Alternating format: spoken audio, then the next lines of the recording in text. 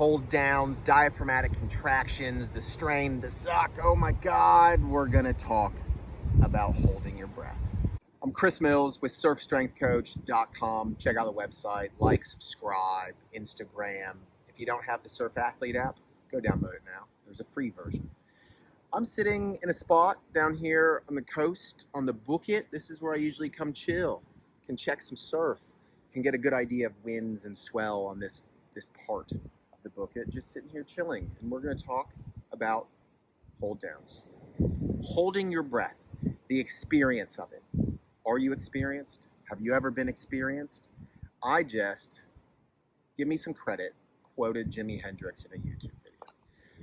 This is my first go around using my iPhone, the new one, to record a video, so it's a little wobbly, sorry. So hold downs, right? Most surfers looking to progress have an issue with fear. And generally that is because of having to hold their breath, hold downs, near drowning.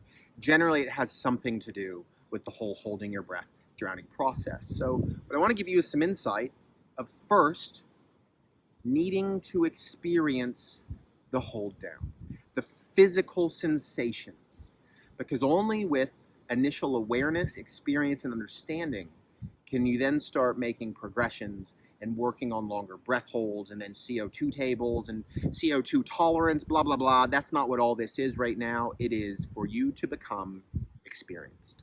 So what I want you to do, no details, no physiology. Take a big breath in, hold your breath for as long as you can, press pause right now, sit there, chill, experience, hold your breath. When you're done, come back. So you've held your breath. I'm assuming so. What did it feel? How long did you hold it for? What did you start to experience, as Augusto Vegas explains in his survival apnea course, the breath hold journey? Much of breath hold work, in my opinion, it's all mind. There's physical sensations, there's building CO2 tolerance, but it's your mental fortitude to withstand the suck and get meditative with it. So, what did you just experience? Did you hold to diaphragmatic contractions? Do you feel stress? Do you feel strain? Do you feel anxiety? Where does the tension start? I want you to ponder these things. How did it physically affect you? These are physical sensations of essentially higher CO2 levels in your system. You hold your breath, your CO2 levels rise. And that rise in CO2 stimulates all these little chemoreceptors in your brain to say, breathe, breathe, breathe. And it sends all these downstream physical signals to your body. Maybe that's diaphragmatic spasms or contractions. So what did it feel like to you? Where did the stress start? Where did the strain start? Was it mental? Was it physical? I want you to honestly consider that. And now let's do the breath hold again. Press pause, take a big breath in. You've already experienced, you have an initial understanding. So take it further this time. Pause it, breath hold, do it again, experience. So how'd you go the second time?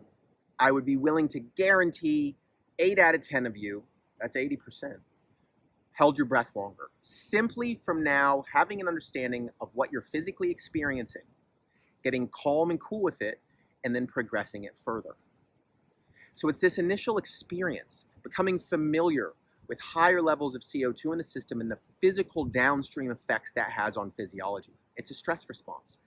Muscle tensioning. Is it neck tension? What does it feel like?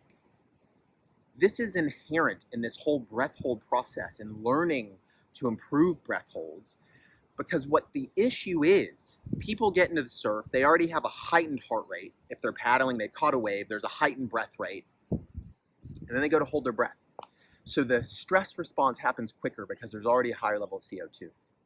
And they start freaking out because they don't experience this breath hold sensation anywhere else in life. They're not familiar with it. Oh, I need to breathe. No, you don't need to breathe. In fact, you probably still have like 97, 98% oxygen saturation. You're just not used to the physical sensations of having to hold your breath and the physical response of higher levels of CO2.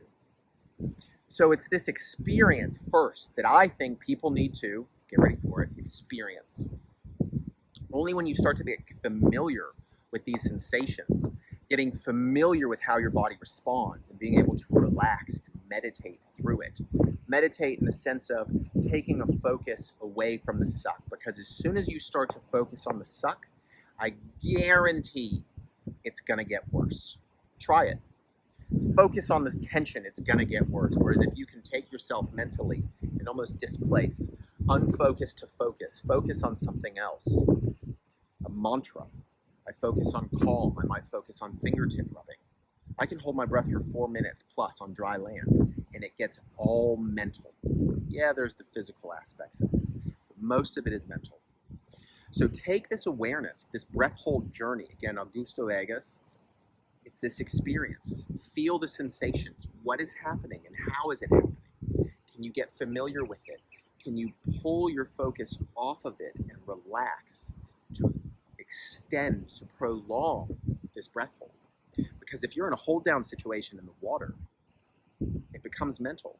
And being familiar with what the processes are, so you're not taken off guard. Oh my God, I need to breathe. It's only been 8 seconds. I'm freaking out, because you haven't ever experienced the suck of it before. So you need to start practicing the simple breath hold at first.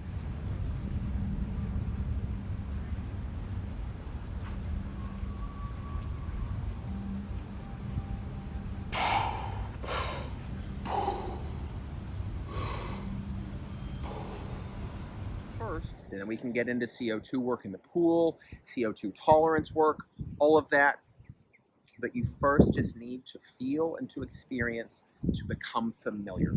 And once you become familiar, that's where the work starts to take place in building the mental fortitude, the mental capacity to kind of pull yourself mentally out of the situation and experience and know that you have the ability to withstand all those physical sensations, because they are just that, and you still likely have very high oxygen saturation. So this is just the initial starting point. If you want more breath work, you can check out the Surf Athlete app. There's plenty of breath work within that. You can check out multitude of breath work all over the place.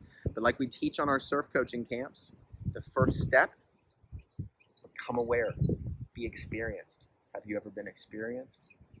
Follow along on social media. Let me know what you think. Let me know what you feel in these breath hold.